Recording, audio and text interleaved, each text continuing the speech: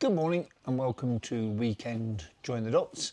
Now I'm recording this on Saturday morning. I always wait until Saturday morning so I can give you a review of the week, and hopefully you'll see this on Sunday. So what happened this week, just to show you, to sum up the week, we're getting closer to the chaos, okay? You can tell it in the markets, you can tell it in the volatility, you can tell it in the precious metal prices, in the stock prices.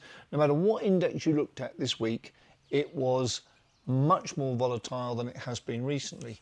So we're getting closer to the tipping point where everything becomes up for grabs, debated, chaos. We don't know, the words to describe it aren't there because we won't know until we get there. Let's just look at silver and gold for this week.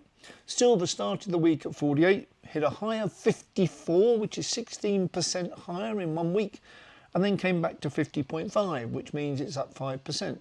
Not bad in a week, is it? 5%, but it was up at 54 at one stage, up 16% in 3 days. This is the volatility that's telling you we're getting close to the edge. Gold the same, 4,000 up to 4,400, so it's up 10%, and then it came back to 4,080, so it's up 2% for the week. So if you're on a journey, your silver is up 5% in the week, your gold is up 2% in the week. What is your problem with the volatility in between? Doesn't matter. Doesn't matter. Okay, 5% in a week, 2% in a week. I'll take that anytime. What's the building society paying you? What's the bank paying you? What's your treasuries paying you? They're not paying you 2 or 5% in a week, are they? No. Okay, so much more volatility. We're getting close to the edge. Silver and gold seeing very, very good support. And our journeys are, in my word, intact. Our journeys are intact. Okay. Two items I saw this week from Mohammed Al-Arian, who is, I think, undoubtedly the best economist in the world. But he has to be very clever the way he says things, because I think he's president of Queen's College, Cambridge. He's a Bloomberg contributor, so he has to be very careful. But he sees an awful lot. And he sees that there are an awful, and he wrote a piece in the FT on this, and he sees an awful lot of gold not being registered, gold purchases not being, and we know that. And you listen to Alistair MacLeod, or you listen to any of the really serious voices in the gold market, Andy Sheckman, Alistair MacLeod, Frank Juster, etc., they'll tell you that China has an awful lot more gold than is telling us. It's telling us 2,100 tonnes. Now, even the chart that Mohammed Al-Arian put in the FT this week only shows over the last 6 years an undeclared build-up of 3,000 tonnes, which really, in the scheme of things, isn't that big. It's way understating the real issue, way understating it. Okay. So let's come on to some of the stories, and I think, I said to you this would run and run, and I think this is one of the biggest stories we're going to see in the next period. Trump and the BBC. Now, for all those who hate Trump, and that's half the world probably, if not more, certainly half America, if you hate Trump, just think if this had been done to Obama or Nancy Pelosi. Think if this had been done to them. Think if the BBC had taken 2 clips of Barack Obama talking about his wife, but then talking about someone called Michael, and then someone spliced it together, and it looks like Barack has married a man called Michael. That could have been done by the BBC. So are you really thinking this through on what it means, what they've done to Trump? And much more meaningful than a silly thing like Barack Obama and Michael or Michelle, whatever, and slicing it and making it look wrong. Think about the consequences of splicing together a mock insurrection and then showing it a week before the election. Think about those consequences if you can. If you're a Trump hater, you can't. If you're a Trump fan, of course you can. If you're a normal person thinking rationally, of course you can. Of course you can. So the last clip I saw last night of Trump was saying that he's going to sue the BBC for between $1 and $5 billion. And I damn well hope he wins, Because these media companies need to be brought to account. They need to be brought to heel. They need to either tell the truth or get out the business. Because running an agenda, running propaganda is, and an evil one at that, is just downright wrong. And it should be, well, it will be criminalised and people should go to jail. Because this wasn't an accident, was it? Whatever they say, it was not an accident. This was spliced with intent. Okay. So now let's get back on to other things. And I'm going to just give you a link on that story, the Black Belt Barrister, which is an English barrister talking all the law, all the common sense, and showing you exactly what I've just said, but probably less passionately. Okay, link number 1, Black Belt Barrister. Watch it. Get the real story, because they're doubling down. Okay, the media's doubling down. So this is going to get more volatility on top of all the other volatility. Then we go to Manico64, link number 2. What does he say? The market is speeding up. Yes, what I said at the beginning. We're speeding up. And he's got a good article here, and it portends a massive move up in gold. It's at the 4th leg of the Elliott wave. And this is an Elliott wave of 200 years. Not last week, as the modern way goes. No, 200-year Elliott wave shows a massive leg up in gold coming. We all know it. Okay. Link number 3, Kevin O'Leary. Now, you know Kevin O'Leary. Most people know Kevin O'Leary, Shark Tank. They know Kevin O'Leary. He's no holds barred. He just says what he thinks, and he's normally pretty good. He has a rule that says no dividend, no deal, except gold. The one thing he will take without a dividend is gold. Because he sees it as insurance. He sees it as protection. He sees economic chaos coming, and he says it's not even a debate. Okay, so what can I say? And the other thing he says is gold is established value everywhere. And that's what you have to understand in this whole journey. Everyone on the planet understands gold. Everyone on the planet understands the value of gold. Okay, now, one thing I'm going to say to you is everyone can see the US chaos. Everyone can see the US budget. Everyone can see the completely wrecked Senate and judiciary, and the whole system of US governance is completely or almost completely collapsed. We know it, okay? No one has to be clever to say that. No one. It's just obvious in your face. The whole system is collapsing. Okay, now with that, my purpose on this site, one of my main purposes, is to show you that America is not unique. Everywhere is in chaos. Whether it's the UK now with the BBC, but with their finance minister wrecking everything, with taxes being going to be put on, now not put on, budget coming, no one knows what's coming.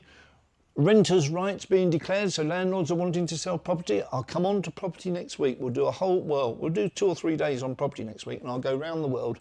And we're trying, because it's so important, because it's the largest asset in most countries. The largest single asset in most countries will be the value of the property. You understand that? In China, it was 62 trillion. It ain't now. Okay, so bank liar loans. Now, this is link number 4. And this is really important, because this is Tony from China Update. Now, Tony is a China fan.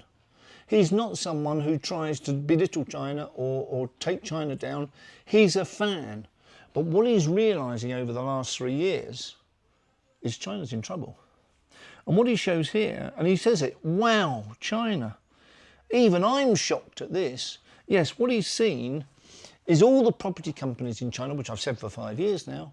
I've said for 5 years they're going to implode. I said it, okay, and I told people to short it in 21. Okay, every company has collapsed. 33 major developers.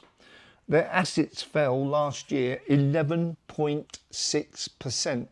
Okay, worse than 24 when they fell 10.4%. So if you think about it, you start off with 62 trillion as the value. Goldman Sachs said that's the value of the Chinese property market, largest single asset market on the world. Okay, and then you see it fall in double digits each year. What's its value now?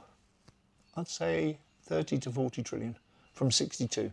So they've lost 20 trillion. Think of the consequences of losing value 20 trillion plus. You have to think this through. Okay, so there's a 15.6% drop in net assets, and that's if you trust the Chinese data. Okay, so what Tony's seeing now is the government is putting pressure on the banks to lend to the economy, but the banks don't want to, and the companies don't want it because they've got nothing to use it for. They've got nothing to create now. The exports are falling, the consumption is falling, the wealth in the market has fallen by 20 trillion plus. There's nothing to produce, there's no one to produce for, there's nothing to produce that people want. So the banks are now trying to lend because they're told to, but the companies are saying we don't want the money. So now what the banks are doing is what's called liar's loans.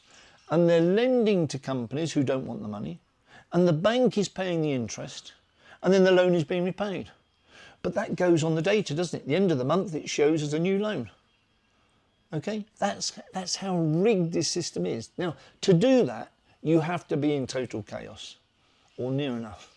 You have to be in real crisis for banks to lend money, pay the interest themselves, and then get the repayment, but it goes on the stats as a loan. This is what is happening. I'll give you the link. It'll be Tony of China Update. Please watch it, because half of these things are just unbelievable. They're unbelievable, but they're happening, and they only happen as you get towards the end. It's the same with first brands in the US, isn't it? The lies, the cheating, the fraud that follows the lies and cheating, because there's no other way out. You have to commit fraud in the end if you're going to continue the lie. So this is what is happening, but it's not happening just in the US with first brands and Primavend and all these other, it's happening across the world, and it's happening in China with all the banks. The banks are not lending real money. They are lending on the basis that they pay the interest, and then the company gives it back to them and everyone's happy. What? So 27 of the 33 major developers now show asset falls. All right, there's a surge of 37.3 billion in impairments in the first 9 months, a 60% increase on 24. Revenues are down 10.7%. I think it'll be a lot more in reality. Last 8 quarters, 220 billion in losses. Okay. Conclusion: China's economy is sick. The rot is deep and systemic. What can I say? So that's number 1 and number 2. You can see America, that's more visible. Everyone can see that, okay? So now I've given you China's, which you can't see, which I have had to find because you can't see it and they're not going to tell you it, okay? So there's a high risk of long-term stagnation. Yes, there is. China is Japan 1990 on steroids. And Japan then took 30 years for its stock market to recover to where it was at the end of the 80s. 30 years, end of the 70s actually, wasn't it? No, 80s, that's right, 80s. So 30 years it took them to recover. China is in a much, much worse situation, except maybe it's holding an awful lot of unregistered gold. And that's what we think. So, at the end of the day, I think the Chinese property market has fallen 20% at least, if not 40, so that's either 12.4 trillion or 24.8 trillion, a year's GDP or 2 years' GDP taken out the system. Can you understand how big that is? That's like America losing 30 trillion, 40 trillion. 40 trillion, okay? That's the scale. So, what we'll do is we'll leave it there. I just want to bring you the big picture on China and the US. And you know what the picture is in Japan, you know what the picture is in Germany and Europe with Ukraine, etc. You know that Europe's struggling. You know that South America is now going through a crisis and countries are aligning one way or the other. Okay? We're getting so close to the edge of the cliff. That is why gold and silver are doing this. They ended up 5% and up 2%. But they went through massive range in the week, as did the shares of Palantir and Nvidia, and this is going to get worse and worse and more volatile until it collapses. Thank you very much.